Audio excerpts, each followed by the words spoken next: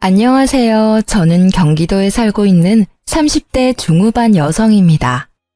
지극히 평범한 삶을 살던 저였는데 전 남편 때문에 하루아침에 막장 드라마의 주인공이 되어 있더라고요. 저는 현재 친정에서 5살 난 딸아이를 키우고 있습니다. 이혼할 때 이 험한 세상 어떻게 혼자서 어린 딸내미 키우겠냐고 진심으로 걱정해 주시는 분들도 계셨지만요. 무작정 이혼하지 말라며 오지랖 부리는 분들도 많았습니다. 웬만해서는 이혼하지 말고 꼭 참고 살지 그랬냐고 말씀하시던 분들은 결국 나중에 제 이야기를 듣고 나면 이혼 너무 잘했다고 박수를 쳐주십니다.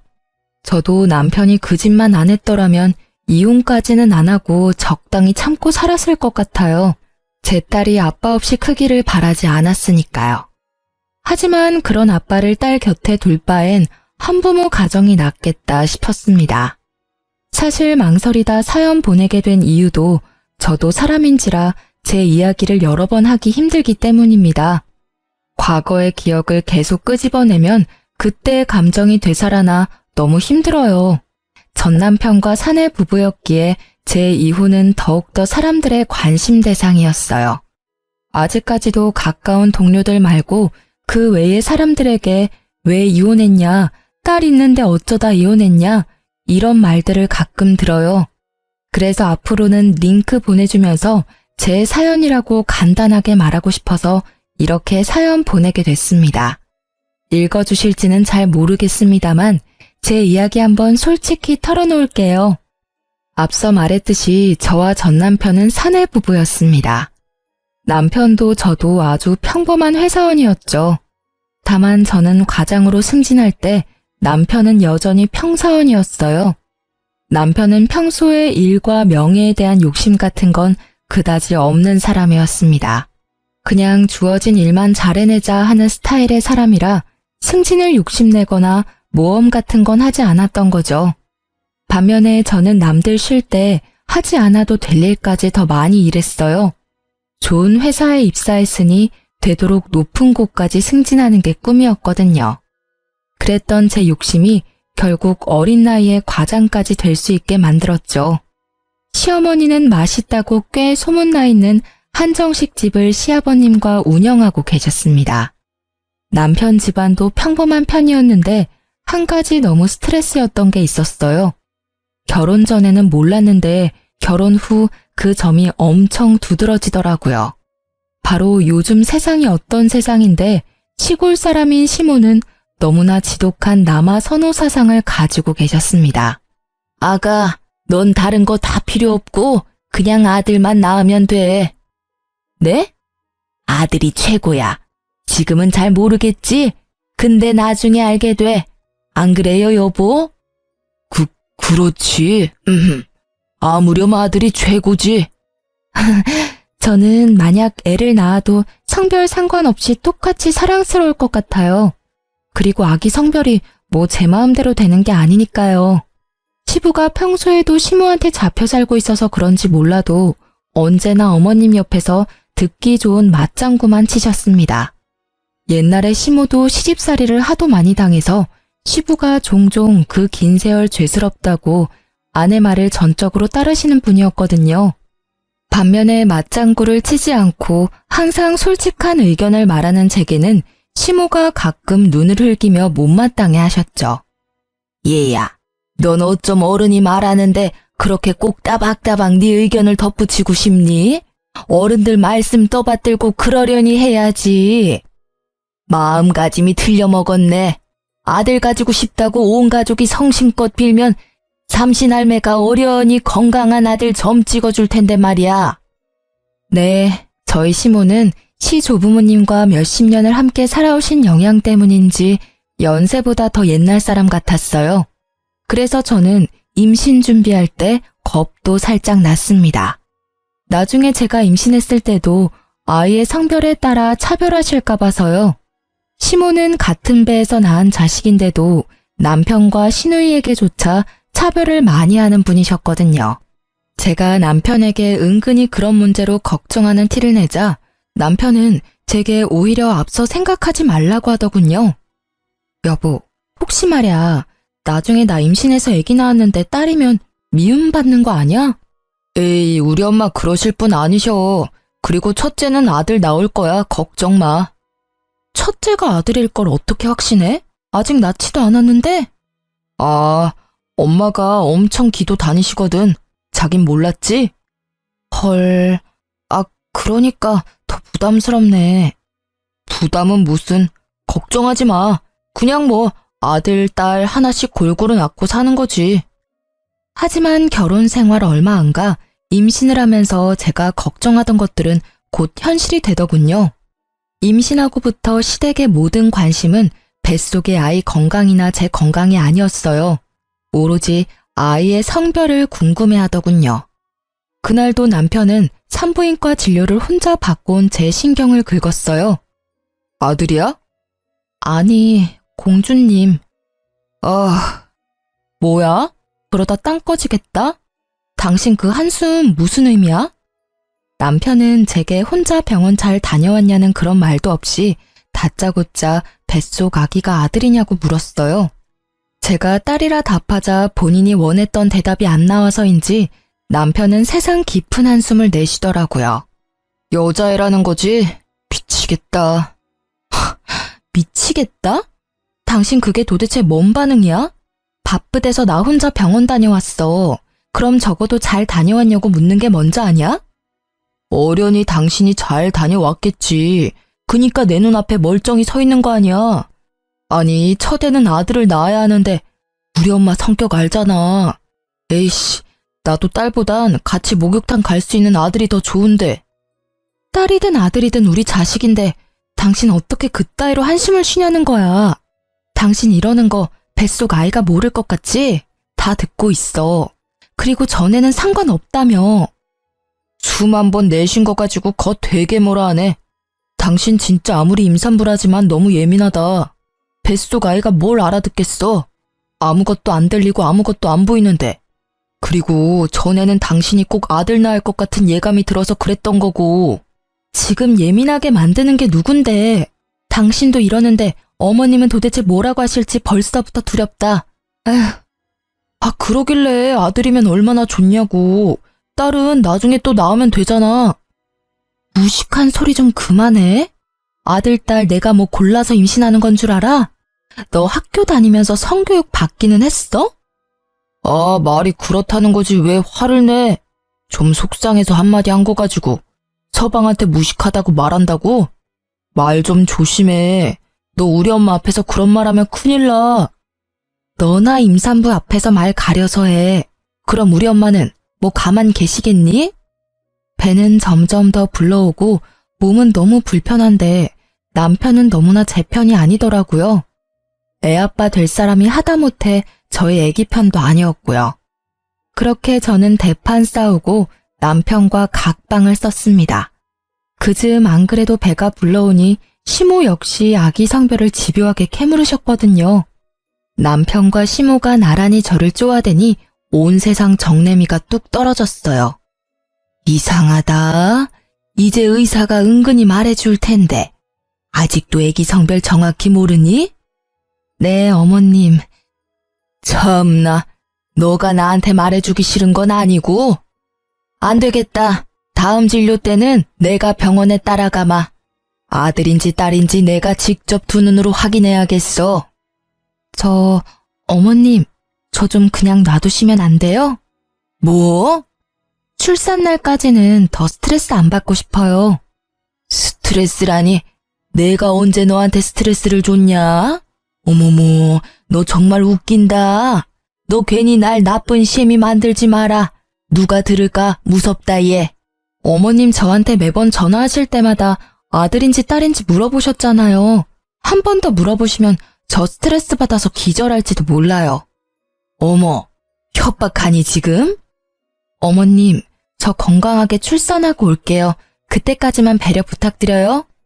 저는 끝끝내 출산날까지 아이의 정확한 성별은 시댁에 절대 비밀로 했습니다.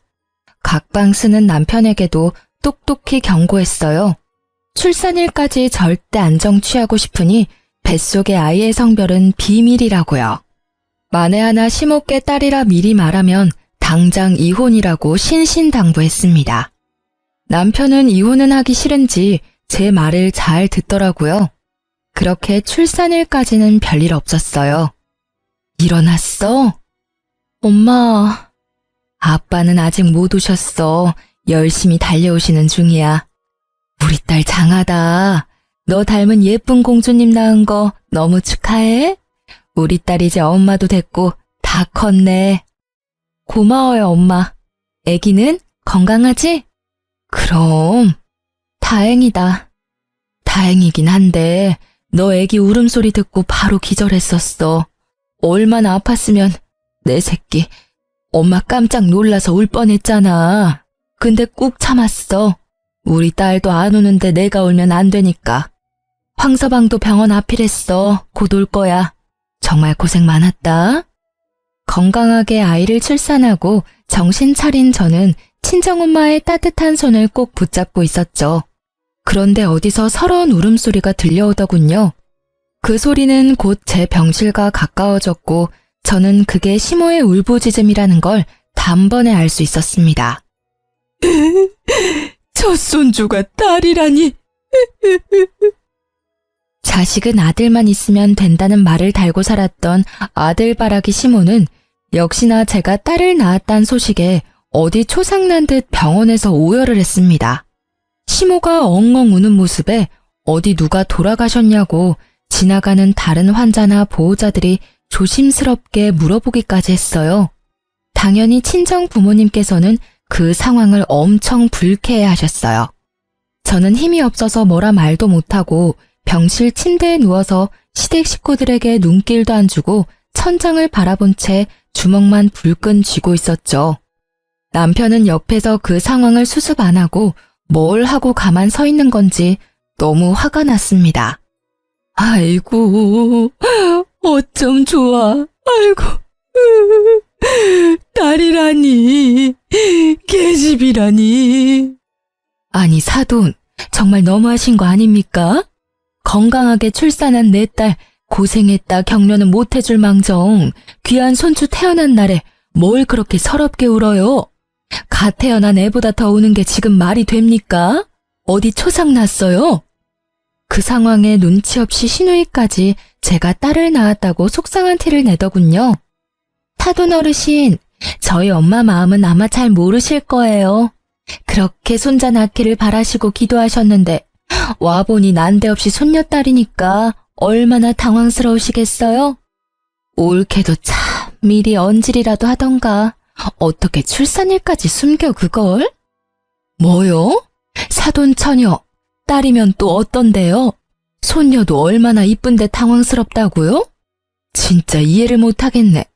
계속 그렇게 우는 소리 하면 저희가 뭐가 됩니까? 아이고 답답해. 사돈, 내가 오죽하면 이러겠어요. 그렇게 아들만 낳아달라고 부탁을 했는데 그게 어렵습니까? 대단한 며느님께서 괘씸하게도 뱃속에 애가 여자인지 남자인지 출산일까지 말을 안 해서 이 사단이 났잖아요. 아이고 어쩌냐? 왜 하필 첫째가 딸이야? 환자분 아직까지는 안정 취해하니까 조용히 해주세요. 그리고 병실에서 이렇게 소란스럽게 하시면 안 됩니다. 하지만 시모는 아랑곳하지 않고 대성통곡을 하더라고요. 저는 참다 없는 힘 다 끌어모아서 남편에게 시댁 식구들 데리고 당장 병실에서 나가라고 악을 썼습니다. 어머님도 어머님이지만 방관하는 남편놈 역시 가만 못 두겠더라고요. 제게 달려오지는 못할 망정 시모 옆에 서서 부축만 하는 꼴을 보는데 얼마나 기가 막히던져. 하마터면 출산하다가 죽을 뻔했는데 내가 딸 낳았다고 저렇게 오열을 하신다고? 야, 내가 왜 너랑 결혼해서 이런 꼴을 봐야 해? 애초에 결혼 전에 아들 낳아야 한다고 조건을 걸지 그랬어. 내가 왜 우리 딸 태어난 소중한 날에 초상집 온 기분을 느껴야 해? 말 가려서 해. 지금 힘든 건 알지만 우리 엄마도 마음 안 좋은데 그렇게 말해야 해. 야, 울고 싶은 건 나야. 정신 차려. 어머님, 울고 싶은 건 저예요.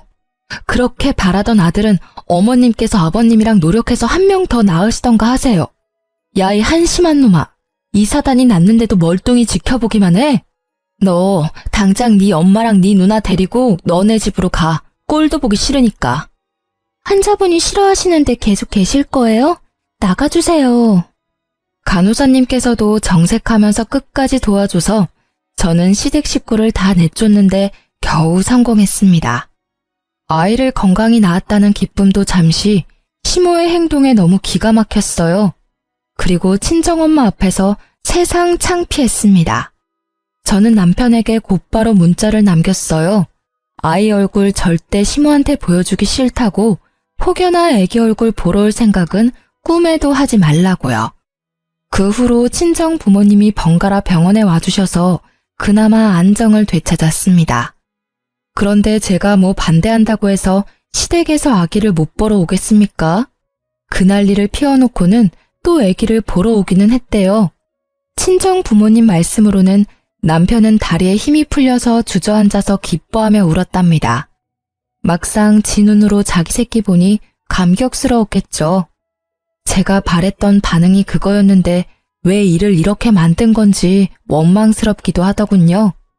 그리고 시모와 시누이는 저와 남편 적절하게 반반 섞여서 너무 귀엽고 사랑스럽다며 한참을 자리를 뜨지 못했다고 합니다. 친정엄마께서 그 모습을 직접 보는데 어이가 없으셨대요. 그렇게 좋아할 거면 그날 왜 그리 모질게 행동했는지 이해가 안 되신다고요. 저는 병원 태어나는 날까지 남편 놈과 시댁 식구들은 절대 보기 싫다 했어요. 이미 남편은 매일같이 사죄의 연락이 왔어요. 자신이랑 꼭 닮은 아이를 뒤늦게 정신을 차린 건지 아님 갑자기 부성이라도 샘솟아나는 건지 아주 제게 싹싹 빌더라고요. 여보, 태어나는 날까지 어떻게 못 오게 해. 계속 처갓집에 있을 거야? 장모님 장인어른께서도 힘드실 거야. 우리 부부잖아. 집으로 돌아와. 애기도 너무 보고 싶단 말이야. 남편 노릇 아빠 노릇 해야 할 때 안 하고 이제 와서? 미안해. 내가 진짜 미안해, 여보. 장모님 장인어른께도 따로 찾아뵙고 용서 구했어.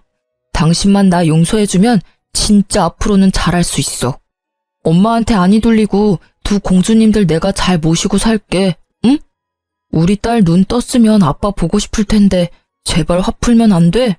애기 생각해서라도 한 번만 봐주라. 우리 엄마도 엄청 반성하고 계셔. 내가 그 후로 얼마나 엄마한테 대들었는지 몰라. 제발 한 번만 기회 주라. 한 번은 기회 줘야 하는 거잖아. 나도 정말 좋은 남편, 좋은 아빠 하고 싶어. 난 아직도 그날 일이 너무 굴욕적이야. 어머님이랑 당신 가족들, 지금 시대가 어느 시대인데 아들 못 낳았다고 병원에서 그 난리를. 잘못했어. 무릎 꿇고 이렇게 빌게. 일단 생각해 볼게. 집에는 안 올 거야? 당장은 못 가. 내 마음이 그래. 그렇게 저는 사과하는 남편에게 매몰차게 굴었어요. 당연히 출산 날부터 이혼을 생각하고 있었거든요. 그렇게 마음이 상했는데 사과한다고 해서 바로 없던 일이 되거나 제 마음이 회복되지는 않으니까요. 그런데 어머님은 사과하러 오셨다가 눈뜬 저희 딸을 보더니 아주 딴 사람이 되시더라고요. 애가 어쩜 이렇게 예쁘게 태어났니? 아이고 그랬어요 우리 공주님. 뭐가 그렇게 궁금해서 눈이 동그래졌어. 할미야, 내가 네 친할미다. 알아보겠어? 어이구 지난번에 봤을 때보다 더 볼이 오동통해졌네. 언제 할미라고 불러줄래? 갓난 애기가 뭘 안다고 끊임없이 말을 거는 시모의 마음이 결코 거짓은 아니라고 생각 들더라고요. 시모는 아이가 눈을 깜빡이기만 해도 좋아서 어쩔 줄 몰라 하시며 조심조심 아기 곁을 맴도셨어요.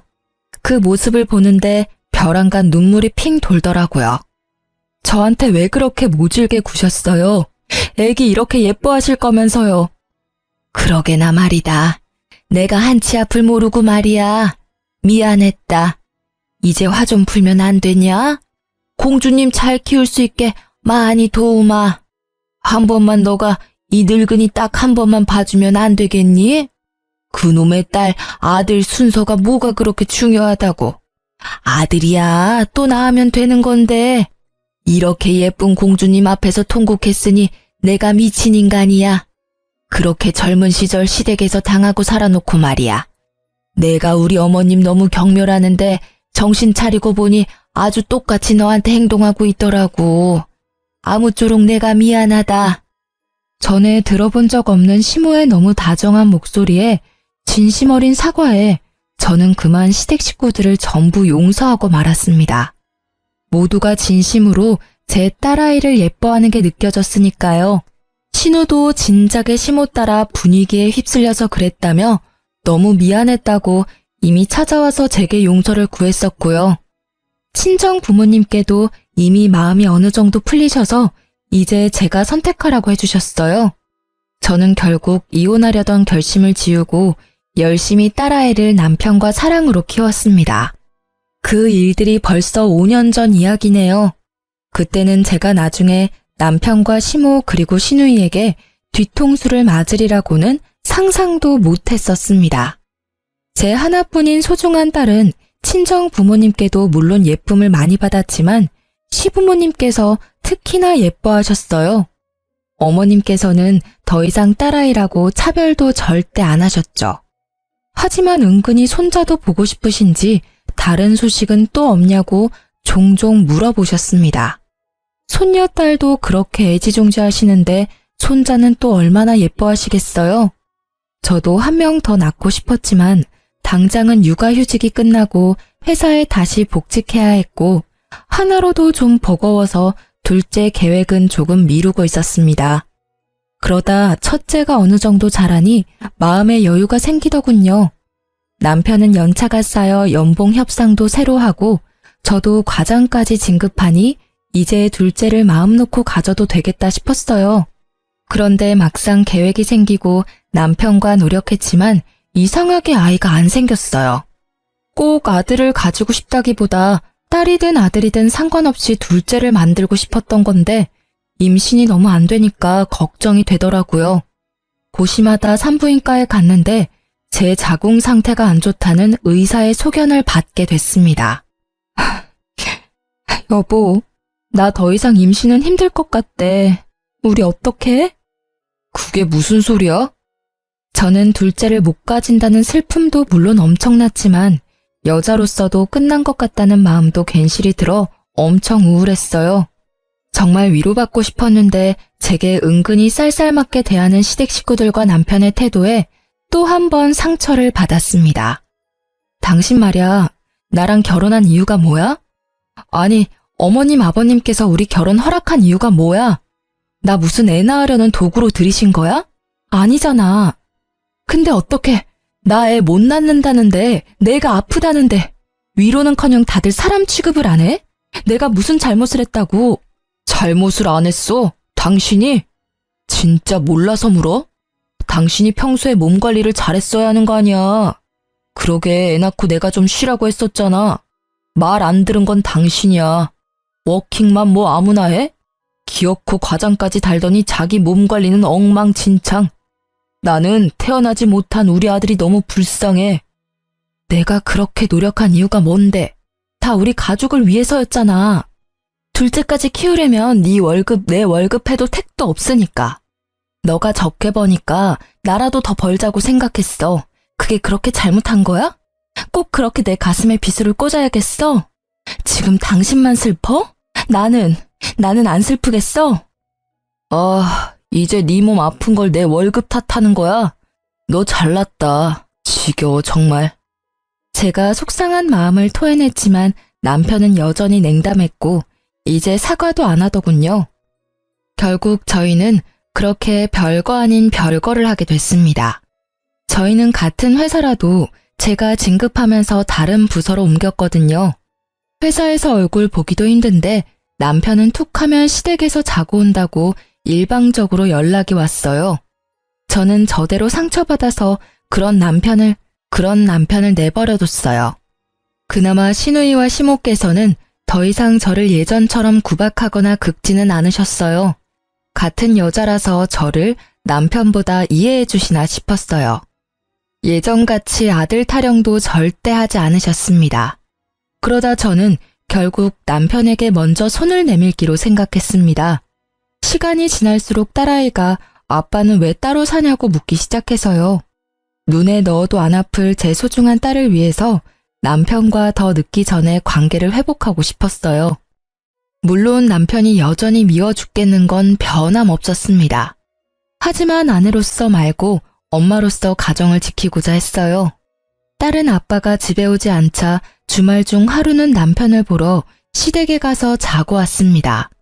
어련히 시부모님께서 손녀를 잘 챙겨주시는 걸 알지만 그래도 딸이 뭐 하는지 궁금해서 전화를 하고는 했어요.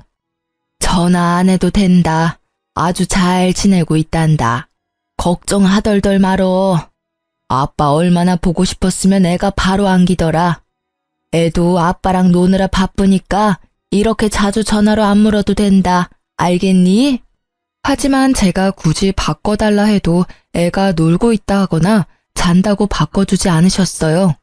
그래서 시댁에 맡기는 날은 그냥 애가 아빠랑 잘 지내고 있구나 생각하고 말았죠.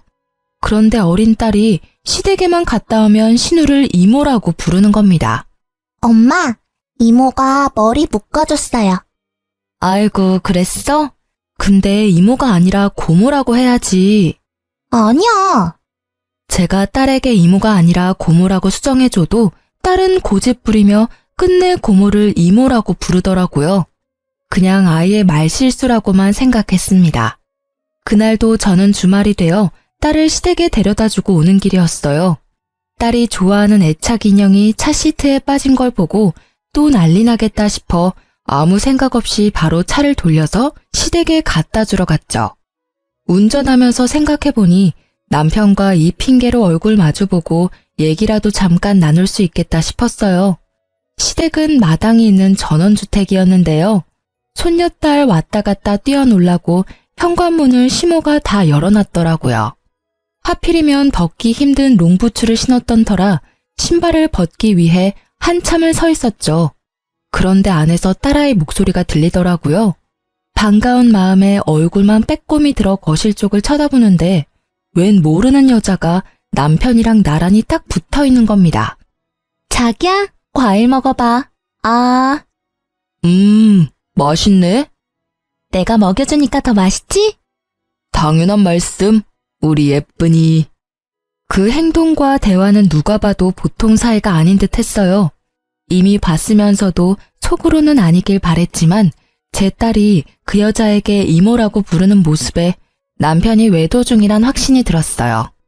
어디서 몰래 바람피는 것도 아니고 남편 놈이 작정하고 시댁에서 심지어 내 딸 앞에서 상간녀랑 히히덕거렸다는 사실에 화가 머리끝까지 났습니다. 상간녀에게 이모라는 호칭까지 붙여주고요. 활용점정으로 그 순간 시모의 목소리가 들렸습니다. 이제 우리 시은이가 이모 말고 엄마라고 부르는 습관을 들여야 할 텐데. 엄마 해봐, 시은아. 싫어. 엄마는 집에 있어. 어머니, 아직 일러요. 아직 그 사람이랑 이혼도 안 했는데 차근차근 진행해요. 시은이 혼란스럽겠어요. 그래도 우리 새애기가 듣기 서운하잖니. 곧 엄마 될 사람이 얜데. 어머님, 저는 괜찮아요. 저 금방 신이랑 친해질 자신 있어요. 이렇게 저를 잘 따르잖아요. 엄마라고 금방 불러줄 거예요. 그치, 시은아? 그 장면에서 저는 피가 거꾸로 솟는다는 기분을 잘 알게 됐습니다. 살면서 그렇게 분노해 본 적 없었거든요. 당장 시댁 들어가서 다 엎고 싶더라고요. 하지만 어린 딸에게 평생 그 장면이 트라우마로 남을지 모르겠다는 생각도 들더라고요. 또 제가 방금 보고 들은 것 외에는 제게는 남편의 외도에 대한 아무런 정보도 증거도 없었으니까 저는 그대로 물러날 수밖에 없었어요. 이를 꽉 깨물고 겨우 참아서 시댁을 빠져나왔죠. 저는 곧바로 비싼 돈 주고 흥신소에 의뢰했습니다. 아주 사소한 것부터 결정적인 것까지 상간녀 정보와 남편의 행적들을 탈탈 털어서 증거를 차곡차곡 수집했어요. 그리고 둘이 어떻게 만나게 됐는지도 알아봐 달라고 했죠. 돈이 있으니 세상 참 못 알아볼 게 없더라고요. 제게 돈이라도 없었으면 어쩔 뻔했나 싶었습니다. 상간녀는 꽤 유명한 헤어샵의 수석 디자이너였습니다. 저는 우선 상간녀부터 참교육하려고 그 샵의 원장에게 비싼 돈을 주고 예약을 했습니다. 제가 시술 받으러 가니 상간녀의 표정이 일그러지더라고요. 제 얼굴은 모를 줄 알았는데 어떻게 알고 있었나 봅니다. 정확하지는 않지만 저는 웃으면서 상간녀가 들리게 원장에게 말했습니다. 원장님, 제 남편이 바람을 피고 있는데요. 제가 곧 그 상간녀 참교육시키러 갈 거거든요. 그러니까 머리 예쁘게 좀 해주세요. 네, 고객님 진짜 잘 오셨어요. 저만 믿으세요. 제가 진짜 끝장나게 우아하고 고급스럽게 해드릴게요. 마음 단단히 먹으셔야 해요. 원장은 신나서 상간녀 흉을 보더라고요. 그러자 상간녀는 묘한 눈빛으로 저희 쪽을 힐끔거렸습니다. 그런데 저기 저 디자이너는 내가 어디서 뵌 것 같은데 낯이 많이 익네요? 혹시 저희 어디서 봤던가요? 네? 아니요, 초면입니다. 제가 좀 많이 흔하게 생겼어요. 상간녀의 반응을 보니 상간녀는 틀림없이 제 얼굴을 아는 듯 했어요. 원장의 시술이 끝날 때까지 상간녀는 본인 손님에게 실수할 만큼 제게 온 신경이 쏠린 듯 했어요. 아, 죄송합니다. 뜨거우셨죠? 아니, 오늘 왜 그래 너? 정신 어디다 두고 왔어? 오늘 좀 일찍 퇴근해도 될까요? 몸이 안 좋아서요. 실수를 타박하는 원장에게 몸이 아프다며 미꾸라지처럼 빠져나갈 궁리를 하더라고요. 그걸 저는 가만둘 수 없었죠. 원장은 제게 복수 잘하라며 정말 예쁘게 시술을 해주고 있었고 저는 대뜸 벌떡 일어나서 상간녀에게 다가갔어요. 아직 안 끝나셨는데? 고객님, 혹시 화장실 가고 싶으세요? 원장이 부르는 소리를 무시하고 저는 상간녀에게 다가가 물었어요. 어때요? 네? 엄청 예쁘세요. 저희 원장님 정말 잘하시죠? 그럼 이건 어때요? 저는 상간녀의 뺨을 있는 힘껏 내리쳤습니다. 고객님, 왜 이러세요? 상간녀는 그러고도 한참 아무 말을 못하더라고요. 그녀만 뺨 맞은 이유를 알고 있으니 원장은 자기 직원 보호하겠다고 감싸더군요. 웅성거리는 소리는 전부 저를 향해 있었습니다. 뭐야? 저 여자 갑질하는 거 아니야? 직원 뺨을 갑자기 왜 때려? 얼른 경찰 불러야. 저는 그때 모든 사실을 폭로했습니다. 나쁜 건 제가 아니라고요. 너 내 남편이랑 바람난 것도 모자라서 감히 내 딸까지 뺏어가려 해? 네가 인간이야? 이 욕정의 눈이 먼 짐승아. 이렇게 번듯하고 멋있는 샵에서 일하면 뭐하니? 네가 인간이 덜 됐는데. 상간녀는 제 말이 끝나자마자 울면서 무릎 꿇고 싹싹 빌더군요. 언니, 잘못했어요. 여기서 이러지 마세요, 네? 가게 피해주지 말고 나가서 이야기하면 안 될까요? 언니라니 누가 네 언니야. 가증스러워, 더러워. 피해? 네 입에서 나올 말이야 그게? 내 인생에 피해준 건 어떻게 보상할 건데? 사모님, 제가 다 말씀드릴게요. 제발요. 나가주세요.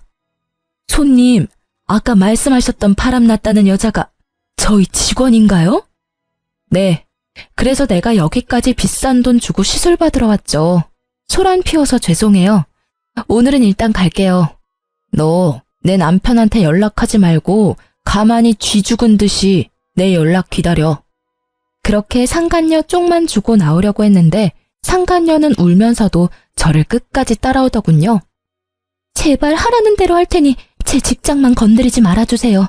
여기 다시는 찾아오지 말아주세요. 제발 어디도 소문내지 말아주세요. 그러면 제가 다 협조할게요. 네? 너 지금 나한테 명령하니? 협박해? 부탁드리는 거예요. 정말 여기 제 전부예요. 너도 내 전부를 가져가려고 했잖아. 내 남편이랑 같이 내 딸 훔치려고 했잖아. 그건 진짜 죽을 죄를 지었어요. 제가 잘못했습니다. 사모님, 한 번만 부탁드릴게요. 그리고 이어지는 상간녀의 말을 듣고 저는 한동안 벙쪘어요. 남편과 상간녀는 시모를 통해서 처음 만났다고 합니다. 그 한정식 집 저희 원장님께서 단골이셔서 자주 저 데리고 가주셨어요. 어머님, 아니, 한정식 사장님께서 저한테 따로 전화번호 물어보셨는데 밥 먹으러 오라고 연락이 자주 왔어요. 그렇다 할 가족도 없고 너무 포근했어요. 가족이 그리워서 저한테 잘해주는 그 사람이랑 어머님 거절하지 못했어요. 죄송합니다. 그러니까 저희 시모께서는 제가 더 이상 애 못 낳는다고 하자 손수 새 며느리감을 찾으신 거예요. 상간녀에게도 대놓고 손자 낳아줄 새 며느리감 찾는다고 했대요. 손자만 낳아준다면 평생 잘해주겠다고요. 그 엄마의 그 아들이라고 그렇게 시모가 소개시켜준 새 여자와 새 출발하겠다고 조강지쳐 버릴 계획이었던 남편이었네요. 괘씸하게도 시댁과 남편은 저 빠질 생각이었대요. 저 이제 다 말씀드렸으니까 더 이상 여기 안 찾아오실 거죠? 내가 왜 네 말을 들어줘야 하니? 뭐 하긴 나한테 위자료 주려면 너 열심히 일해야겠다. 저 뭐든 다 할게요. 제 커리어만 건드리지 말아주세요. 네? 자기 커리어는 소중하고 남의 인생은 소중하지 않은지 어이없는 상간녀의 태도에 저는 재밌는 계획을 세웠습니다. 너 방금 뭐든 다 한댔지? 네, 뭐든요. 저는 회사 미팅 시간에 상간녀를 초대했습니다. 지금 생각해보면 저까지 회사 잘릴 위험이 있던 거였는데 그때는 복수에 눈이 멀고 정말 절박했었나 봐요. 상간녀는 아무것도 모른다는 얼굴로 저희 회사에 찾아와서 남편 이름을 대며 남편을 찾았습니다. 황주성 씨 어디 계세요? 누구세요? 황주성 씨 여자친구요. 누구냐고 묻는 직원들에게 상간녀는 당당히 여자친구라고 말했습니다. 회사에 와달라고만 했지 그런 건 시키지도 않았는데 상간녀는 알아서 남편을 골탕 먹이더라고요. 전체 미팅이라 여러 부서가 모여 있었는데 대부분 저희가 부부라는 걸 알고 있는 분들이셨죠. 직원들은 순간 제 눈치도 보고 경멸의 눈빛으로 남편 놈을 쳐다봤습니다. 아무것도 모르고 남편 놈은 걸어오다가 상간녀 보고 귀신 본 듯이 놀라더군요. 네가 여기 어떻게... 자기야, 도대체 이혼을 언제 한다는 거야? 내가 언제까지 기다려야 해? 마누라랑 이혼할 마음은 진짜 있긴 한 거야? 주성 씨, 나 가지고 논 거야? 자기 부인 이제 애 못 낳는다며. 나보고 아들 낳아달라고 했으면서 왜 자꾸 이혼을 미뤄? 상간녀의 연기에 저는 빵 터졌어요. 그 상황은 연기였지만 그 말들은 전부 사실이었으니까요. 저는 그대로 남편 놈에게 다가갔고 남편은 아니라고 뒷걸음질 쳤어요. 여보, 그런 거 아니야. 누가 좀 저 미친 여자 당장 나가라고 해요. 난 모르는 여자거든요. 모르는 여자라니 섭섭하겠다. 네 애인이잖아. 시댁에 꽁꽁 숨겨두고 주말마다 내 딸 불러서 상간녀한테 엄마라고 부르게 했잖아. 내가 모를 줄 알았어? 당신 다 알고 있었어? 설마 쟤 여기 부른 거 당신이야? 회사에서도 딴 살림 차리고 싶어서 네가 부른 거 아니고? 난 모르는 여자라니까. 저는 이미 남편 몰래 미팅 준비하는 척하며 그의 핸드폰을 가져가서 남편 톡 프로필 사진을 상간녀와 아주 다정하게 찍은 사진으로 해놨었습니다. 회사 직원들은 물론이고 이미 사진 본 지인들은 미친 듯이 연락 오고 난리난 상태였죠. 남편 놈에게 핸드폰을 돌려주니 경악하더군요. 야, 진짜 이게 다 네가 벌인 짓이야? 감히 회사에서 이런 장난질을 해? 사진도 바꿔놓고 아주 나 엿먹으라는 거지? 아니, 이건 내가 벌인 짓이 아니라 네가 내 뒤에서 벌인 짓이지. 바람핀 것도 모자라서 감히 내 딸 시은이까지 나한테서 뺏으려 했어? 저는 업무 파일을 들고 그 모서리로 기분 나쁘게 남편 놈의 머리를 콩콩 찍어줬습니다. 당장 아작내고 싶은데 내가 너보다 직급이 높아서 참는다. 과장이라 참는 거야. 황주성 사원, 빨리 저 여자 데리고 나가. 회사 분위기 엉망으로 만들지 말고. 남편 놈은 분해서 어쩔 줄 몰라 하며 개거품 무는 모습에 저는 너무 통쾌했습니다. 야, 네가 어떻게 이래? 이쪽을 줘도 이렇게 주냐?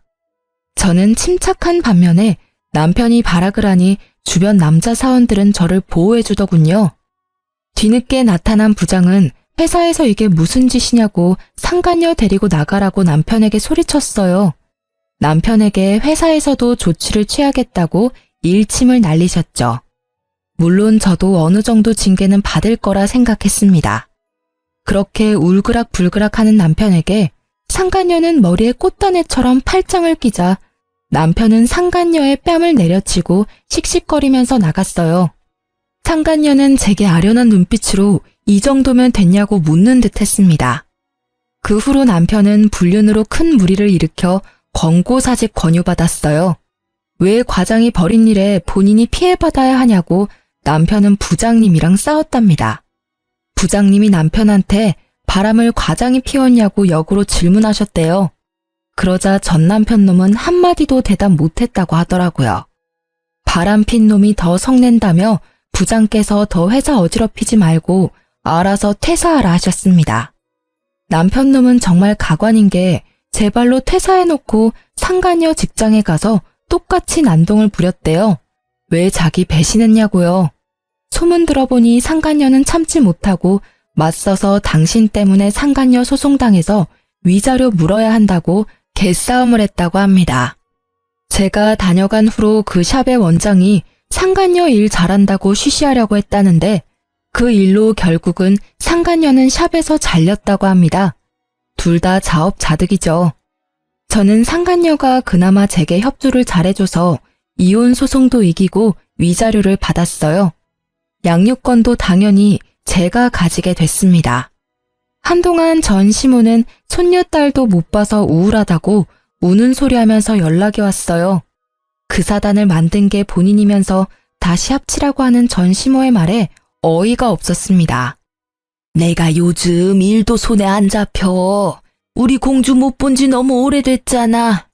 너희가 이혼했어도 우리는 여전히 가족이잖아. 응? 가족이요? 쓸모없어지니 뒤통수 치고 버리라고 한 게 가족인가요? 어머님 참 뻔뻔하시네요. 저희 가정 풍비박산 난 데에는 어머님이 가장 공 크시잖아요. 이젠 이혼도 했으니 당당하게 새로운 며느리감이나 또 찾아보세요. 꼭이요. 이번엔 손자 꼭 얻으세요. 저는 친정 부모님이랑 제 보물 같은 딸과 현재 잘 지내고 있습니다. 파란만장했던 결혼 생활 때문에 더 이상 재혼은 없을 것 같아요. 그냥 일하는 재미와 딸 키우는 재미로 이번 생은 만족하려 합니다. 사람의 욕심은 끝도 없다죠. 결국 시모의 손자 욕심, 남편의 아들 욕심이 이 처참한 결과를 만들었다고 생각해요. 전 남편과 전 시모를 보면서 하나 깨달은 인생 교훈은요. 누군가의 뒤통수를 치면 곧 그게 부메랑이 되어서 다시 본인에게 날아온다는 거예요. 친절과 선행은 베풀지는 못해도 악행과 배신은 살면서 절대 하지 말아야 해요. 저도 착하지는 못해도 남들 피해 안 주며 정직하게 딸아이 열심히 키우도록 하겠습니다. 지금까지 제 긴 사연 들어주셔서 너무나 감사합니다.